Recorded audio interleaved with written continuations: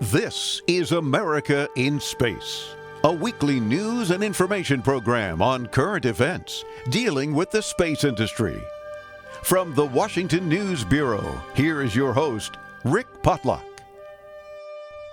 Welcome to another edition of America in Space. In this episode, we're going to learn about the landing site for the Mars 2020 expedition called Jezero. Jezero is located on the inner rim of one of Mars's largest impact craters, and it should provide scientists with some of the solar system's oldest rocks. Dr. Kati Morgan is a research scientist at the Jet Propulsion Lab and is the deputy project scientist on the Mars 2020 mission. She tells us more about Jezero. At Jezero, we'll have access to some of the oldest rocks in the solar system, between 3.5 and 4 billion years old, as well as a record of diverse geologic processes, including volcanism, impact cratering, as well as processes associated with water, both at the surface and subsurface, that can tell us about how the planet evolved over time. We also think that Jezero was home to a variety of different potential habitable environments where Perseverance can begin its search for the signs of ancient life on Mars. At each one of these locations that Perseverance will explore, we'll be searching for biosignatures, patterns, textures, or substances that require the influence of life to form. Now, we don't know for sure what biosignatures on Mars are going to look like, but we can look to our own Earth rock record to give us an example of what we might expect to find.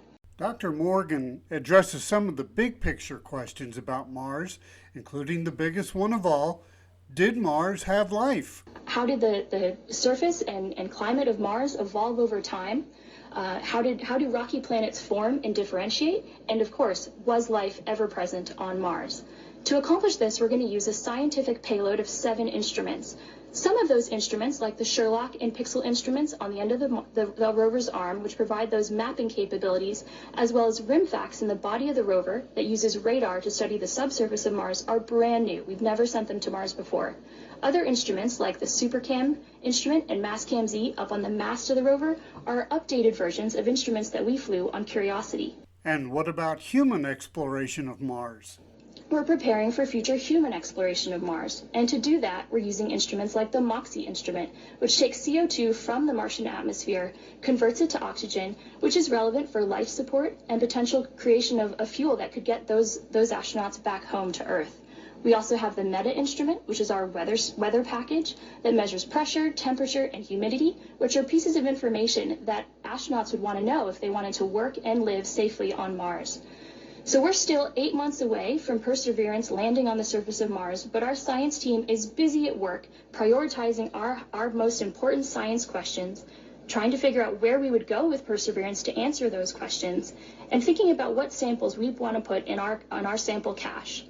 Matt Wallace of JPL tells us a little bit more about Perseverance. Katie talked about some of these enhanced instrumentation, which we're taking with us, and technology experiments. I'll mention a couple of the engineering systems. Starting with the wheels at the bottom of the vehicle. There's 6 wheels, and they've been ruggedized so that they're more capable of dealing with the surface of Mars and pretty much anything that Jezero crater can throw at us. Also, we have a new powerful computer. It's taking imagery of the surface during the descent activity, and processing that imagery and figuring out where we are in Jezero, understanding relative to the different hazards in the crater, and it will divert the spacecraft away from those hazards. Now, Jezero is a very interesting scientific target that's got a lot of relief, rocks, cliffs, hills, things like that, which are great for science. But they are also challenging for landing a spacecraft on Mars. And so this new system will keep us safe in going to this exciting new science target, Jezero crater.